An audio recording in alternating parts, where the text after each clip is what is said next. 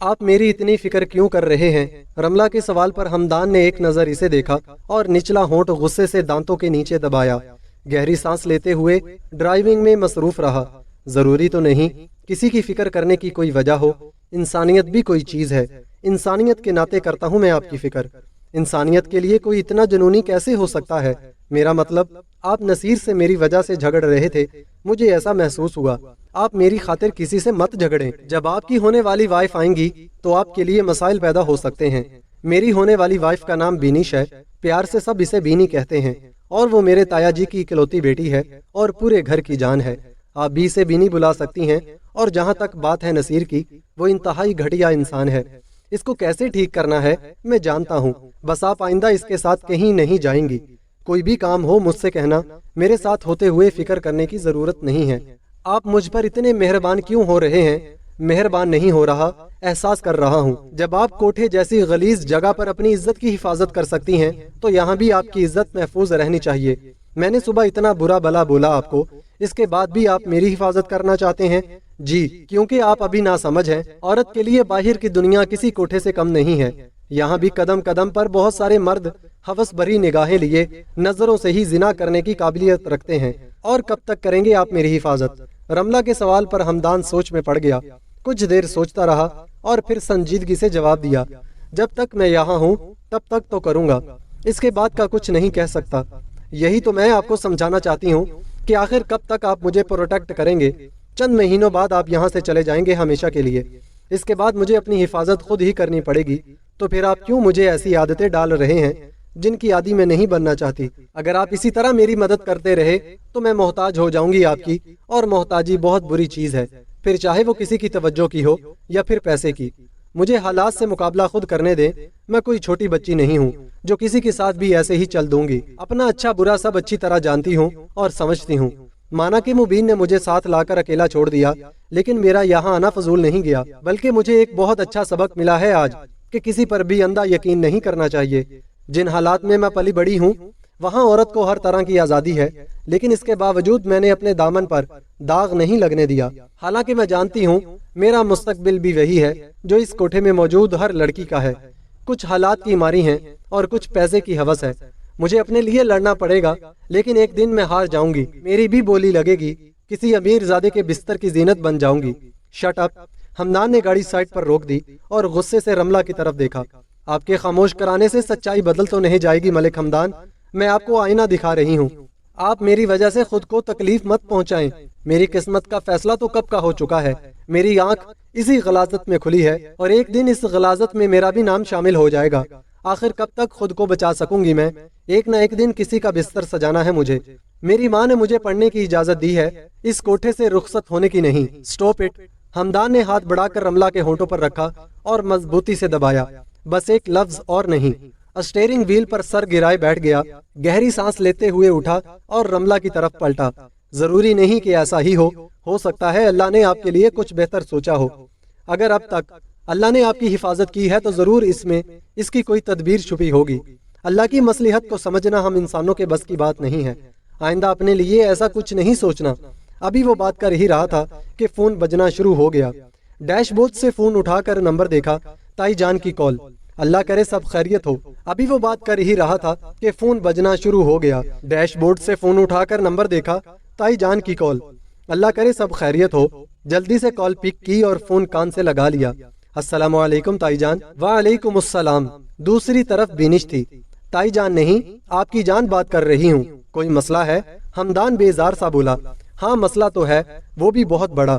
کب سے کال کر رہی ہوں تمہیں، لیکن میری کال اٹینڈ ہی نہیں کرتے، تو مجبوراً مجھے ماما کے فون سے کال کرنی پڑی۔ جب یقین نہیں ہے مجھ پر تو کال کیوں ایکسپٹ کروں میں بینی؟ بینی کے نام پر رملہ چونک گئی اور پریشان سی گاڑی سے باہر دیکھنے لگی۔ ہمدان نے مائک بند کیا اور رملہ کی طرف دیکھا۔ ڈونٹ وری، ریلیکس، فون کے اندر سے باہر نہیں آ جائے گی وہ۔ جی، رملہ نے مختصر جواب دیا۔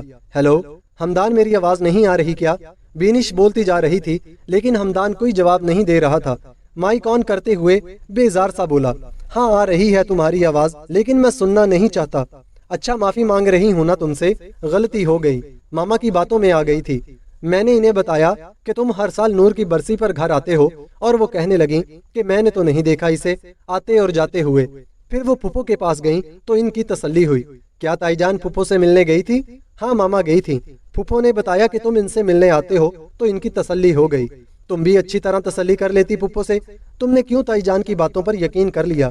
کہا نہ سوری، اب کیا پاؤں پکڑ لوں تمہارے وہاں آ کر؟ میری طبیعت کا ایک بار بھی نہیں پوچھا تم نے، اور اس مری ہوئی نور کی یاد میں رونے کے لیے ہر سال رات کو بھی خطرناک راستوں پر سفر کر کے پہنچ جاتے ہو یہاں۔ نور کے بارے میں ایک لفظ بھی اور مت بولنا بینی، میں برداشت نہیں کروں گا۔ اللہ جوڑی سلامت رکھے بیٹا، تھوڑی مدد کر دو، اماں دعائیں دیں گی۔ رملہ نے شیشہ نیچے کیا تو ایک بزرگ خاتون وہاں آ گئی۔ رملہ نے چوک کر ہمدان کی طرف دیکھا اور ہمدان نے فون کو، کال چل رہی تھی۔ جوڑی سلامت رکھے، کس کے ساتھ ہو تم؟ بینش چونک گئی۔ رملہ نے جلدی سے اپنا پرس کھول کر اسے پیسے دیے اور شیشہ اوپر کر دیا۔ ہمدان تم کچھ بول کیوں نہیں رہے؟ میں نے پوچھا کس کے ساتھ ہو تم؟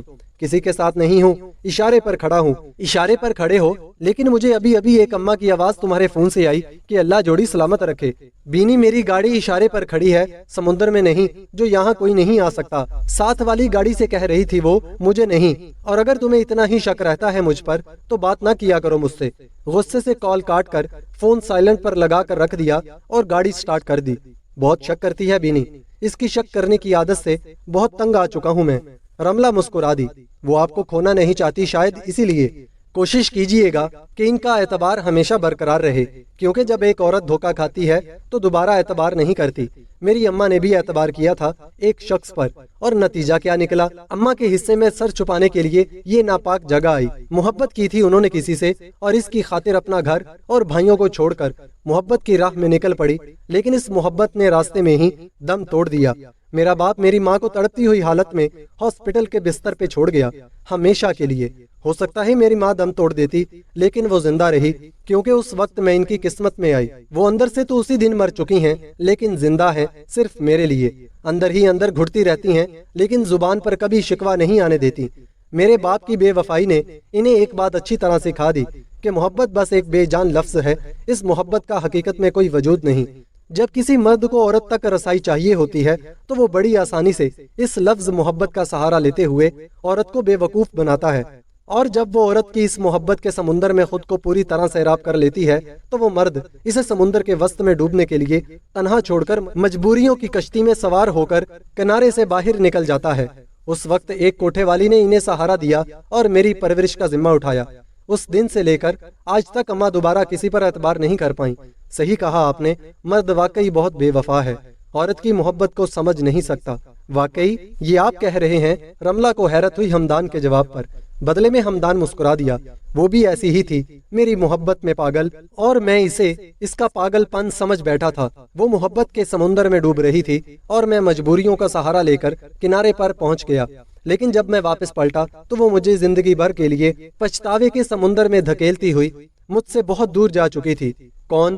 رملہ کے سوال پر ہمدان مسکرا دیا، نور 3 سال کی تھی جب ہمارے ساتھ رہنے آئی، ننھی سی پری تھی وہ، مجھ سے 4 سال چھوٹی تھی، گول گول فراق پہنے پورے گھر میں گھومتی تھی، پتہ ہی نہیں چلا کب وہ بڑی ہو گئی اور اس کے دل میں میرا خیال آیا۔ میرے ساتھ وہ خود کو بہت محفوظ سمجھتی تھی، شاید میری توجہ کو محبت سمجھ بیٹھی تھی۔ وقت گزرتا گیا اور اس کی شادی کا وقت آن پہنچا۔ اس کی مہندی کی رات تھی جب وہ میرے کمرے میں آئی۔ تم یہاں کیا کر رہی ہو نور؟ جاؤ اپنے کمرے میں آرام کرو، بہت تھک گئی ہوگی۔ میں بہت حیران تھا اسے رات کے اس وقت اپنے کمرے میں دیکھ کر۔ نہیں، میں یہاں سے نہیں جاؤں گی، وہ ضد پر اٹک گئی۔ میں حیران بھی تھا اور پریشان بھی۔ وہ روتی ہوئی میرے گلے لگ کر آنسو بہانا شروع ہو گئی۔ میں نے دور کرنا چاہا، لیکن اس کی گرفت بہت مضبوط تھی۔ نہ چاہتے ہوئے میں نے بھی اس کے گرد بازو پھیلا دیے اور پوچھا کہ آخر ہوا کیا ہے۔ میرے سوال پر اس نے جو جواب دیا، اس جواب نے مجھے ہلا کر رکھ دیا۔ میں آپ کو چھوڑ کر نہیں جاؤں گی، مجھے آپ سے شادی کرنی ہے۔ آپ امی کو سمجھائیں، میں بہت محبت کرتی ہوں آپ سے۔ کیا؟ میں چونک گیا اور مشکل سے اسے خود سے دور کیا۔ نور تم پاگل تو نہیں ہو گئی؟ دماغ تو ٹھیک ہے تمہارا؟ بھائی ہوں میں تمہارا، تم نے ہمارے رشتے کے بارے میں ایسا سوچ بھی کیسے لیا؟ نہیں ہیں آپ میرے بھائی، پیار کرتی ہوں آپ سے میں، اور یہ شادی نہیں کرنا چاہتی۔ آپ سب کو سمجھائیں اور شادی کو رکوا دیں، میں آپ کے علاوہ کسی سے شادی نہیں کروں گی۔ میں سر تھام کر بیٹھ گیا اور پھر ہنس دیا۔ مذاق کر رہی ہو میرے ساتھ؟ اچھا مذاق ہے، لیکن مذاق کرنے کا یہ صحیح وقت نہیں ہے۔ جاؤ اپنے کمرے میں، شاباش۔ میرے ہنسنے پر اس کے رونے میں مزید روانی آ گئی اور وہ میرے پاؤں پکڑ کر بیٹھ گئی۔ میں مذاق نہیں کر رہی آپ کے ساتھ، کوئی لڑکی اپنی زندگی کے اتنے خاص دن ایسا مذاق کیوں کرے گی؟ کیا آپ کو میری محبت نظر نہیں آ رہی؟ نور یہ تم کیا کہہ رہی ہو؟ اٹھو یہاں سے۔ میں نے اسے اٹھانے کی بہت کوشش کی لیکن وہ میرے پاؤں چھوڑنے کو تیار ہی نہیں تھی۔ اس وقت پھپھو کمرے میں آئیں اور تیزی سے نور کی طرف بڑھی، اسے بازو سے کھینچتے ہوئے کھڑا کیا اور ایک زوردار تھپڑ اس کے گال پر لگایا۔ میں تیزی سے آگے بڑھا اور ہمیشہ کی طرح آج بھی اس کی ڈھال بن کر کھڑا ہو گیا، لیکن آج میرے قدم لڑکھڑا گئے۔ میری امی بھی کمرے میں آ چکی تھی اور ایک تھپڑ میرے گال پر بھی پڑا۔ بے شرم بے حیا لڑکی، مجھے تھپڑ مارنے کے بعد وہ نور کی طرف بڑھی اور اسے مارنا شروع ہو گئیں۔ پھپھو خاموش تماشائی بنی، چپ چاپ دور کھڑی آنسو بہاتی دیکھتی رہی۔ میں تیزی سے آگے بڑھا اور نور کو امی سے آزاد کرتے ہوئے اسے اپنی باہوں کے حصار میں چھپا لیا۔ مجھے نہیں پتا چلا اس وقت امی کے کتنے تھپڑ مجھے لگے۔ مجھے اس وقت خود سے زیادہ نور کی فکر تھی۔ بے شرم بے حیا، دیکھو کیسے میرے بیٹے کے گلے لگی ہوئی ہے۔ ماں اور ممانی کی بھی شرم نہیں ہے۔ امی لفظوں کے تیر چلاتی رہیں اور ساتھ ہی ساتھ ہم دونوں پر تھپڑوں کی برسات بھی کرتی رہیں۔ اچانک مجھے احساس ہوا جیسے نور کا وجود بے جان ہو چکا ہے۔ میں نے اس کی طرف دیکھا تو اس کا چہرہ پھیکا پڑ چکا تھا اور وجود سرد ہو رہا تھا۔ میں کسی کی بھی پرواہ کیے بغیر گاڑی کی چابی اٹھائے، اسے بازو میں اٹھائے گاڑی کی طرف بھاگا۔ پیچھے سے امی اور پھپھو بھی میرے پیچھے دوڑی۔ میں نے نور کو پچھلی سیٹ پر لیٹایا تو پھپھو تیزی سے اس کا سر گود میں رکھ کر بیٹھ گئیں۔ نور آنکھیں کھولو بیٹا، وہ بہت رو رہی تھی۔ امی بھی زبردستی فرنٹ سیٹ پر براجمان ہو گئی تھی اور اس وقت ہاتھ پیر کانپ رہے تھے یہ سوچ کر کہ کہیں نور کو کچھ ہو نہ جائے۔ بمشکل میں ہاسپٹل پہنچا اور نور کو ایمرجنسی میں لے گیا۔ بے شرم ہو گئے ہو تم ہمدان، مجھے تو پہلے ہی شک تھا یہ لڑکی کوئی گل ضرور کھلائے گی۔ میں تو شکر ادا کر رہی تھی کہ اس سے جان چھوٹ رہی ہے، لیکن مجھے کہاں خبر تھی اسے آنے والے طوفان کی۔ امی خدا کے لیے چپ ہو جائیں آپ کو اندازہ بھی ہے سچ کیا ہے؟ نہ سمجھ بچی ہے وہ اور آپ اس پر الزام لگائی جا رہی ہیں۔ نہ سمجھ بچی ہے وہ تمہارے لیے ہمدان، میں نے دیکھا ہے وہ کتنی نہ سمجھ ہے۔ تم دونوں ایسے ایک دوسرے سے گلے مل رہے تھے جیسے کوئی بہت خاص رشتہ ہو تم دونوں کے درمیان، اور ابھی بھی مجھے کہہ رہے ہو کہ میں غلط ہوں۔ مجھے تو پہلے ہی شک تھا اور تمہاری یہ نیک نام پھپھو یقین نہیں کرتی تھی اپنی بیٹی کی حرکتوں پر، اسی لیے سب سے پہلے اسے ساتھ لے کر آئی تاکہ اپنی آنکھوں سے سب دیکھ لے کہ اس کی نیند کا فائدہ اٹھا کر اس کی بیٹی کیا چاند چڑھا رہی ہے۔ امی چپ ہو جائیں پلیز، آپ نے جو کیا وہ میں زندگی بھر یاد رکھوں گا، لیکن اس وقت مجھے نور کی فکر ہے۔ اگر اسے کچھ ہو گیا نا تو ہم سب برباد ہو جائیں گے۔ یہ لڑکی مر ہی جائے تو اچھا ہے، اس کا مرنا ہی ہمارے لیے بہتر ہے۔ امی کسی صورت خاموش نہیں ہو رہی تھی اور پھپھو الگ آنسو بہا رہی تھی۔ میں وہاں سے اٹھ کر باہر چلا گیا۔ کچھ دیر بعد واپس آیا تو نور کو ہوش آ چکا تھا۔ میں نے ڈاکٹر سے اس کے بے ہوش ہونے کی وجہ پوچھی تو انہوں نے بتایا کہ سٹریس کی وجہ سے ہوا ہے ایسا، لیکن اب وہ ٹھیک ہے، آپ گھر لے جا سکتے ہیں انہیں۔ ہم نور کو ساتھ لے کر گھر آ گئے۔ پھپھو اسے اپنے کمرے میں لے گئیں اور امی اپنے کمرے میں مجھے نصیحتیں کرنے بیٹھ گئیں۔ شکر ہے اللہ کا کہ گھر میں سب تھکے ہارے سو رہے ہیں، ورنہ میں کسی کو منہ دکھانے کے لائق نہیں رہتی۔ میرے بیٹے نے تو مجھے سب کی نظروں میں گرانے کا عہد کر لیا ہے۔ امی میں نے ایسا کچھ نہیں کیا جیسا آپ سمجھ رہی ہیں، میں نور کو چھوٹی بہن سمجھتا ہوں اور بس اسے سمجھا رہا تھا۔ ایسے سمجھاتے ہیں گلے لگا کر؟ واہ، صدقے جاؤں تمہارے سمجھانے پر۔ ٹھیک ہے امی، آپ کو جو سمجھنا ہے سمجھتی رہیں، لیکن میں نے بھی ایک فیصلہ کر لیا ہے، میں یہ شادی نہیں ہونے دوں گا کیونکہ نور اس رشتے سے خوش نہیں ہے۔ پھپھو زیادتی کر رہی ہیں اس کے ساتھ اور میں یہ برداشت نہیں کروں گا۔ شادی رکوا کر کیا کر لو گے تم؟ پھر خود اس سے شادی کر لو گے؟ جی یہی کروں گا میں، وہ مجھ سے محبت کرتی ہے اور میں اسے دکھی نہیں دیکھ سکتا۔ تو پھر ایسا کرنا، اپنی ماں کو زہر دے دینا، کیونکہ اس کے بعد ہم سب در بدر کی ٹھوکریں کھانے والے ہیں۔ یہ گھر تمہاری تائی کے نام ہے کیونکہ تمہارا باپ تو اپنا حصہ عیاشیوں میں اڑا چکا ہے۔ جب تمہاری تائی کو یہ پتا چلے گا کہ تم اس کی بیٹی کی بجائے نور سے شادی کرنا چاہتے ہو تو وہ ایک منٹ نہیں لگائیں گی ہمیں اس گھر سے بے دخل کرنے میں۔ اگر تم نے ایسا کچھ کرنے کی کوشش بھی کی تو میں پنکھے میں رسی ڈال کر پھانسی پہ لٹک جاؤں گی، اور اسے دھمکی مت سمجھنا۔ امی مجھے دھمکا کر کمرے سے باہر چلی گئیں اور اس رات میں سو نہیں سکا کہ یہ سب میرے ساتھ کیا ہو گیا۔ نور کو ایسا کب محسوس ہوا کہ وہ مجھ سے محبت کر بیٹھی ہے؟ ایک طرف تائی کے احسانات تھے اور بابا کی غیر ذمہ داریاں، چھوٹا بھائی اور امی تھی، اور دوسری طرف نور تھی۔ اس کی رو رو کر سرخ سوجی آنکھیں، میں سو نہیں سکا۔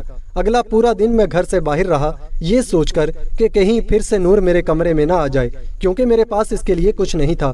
میں رشتوں کی بندش میں ایسا جکڑ چکا تھا کہ چاہ کر اس کا ساتھ نہیں دے سکتا تھا۔ ہال کی ٹائمنگ سے 1 گھنٹہ پہلے میں گھر آیا اور تیار ہو کر کمرے سے باہر جانے ہی لگا تھا کہ دروازے پر ٹیک لگائے کھڑی نور پر نظر پڑی۔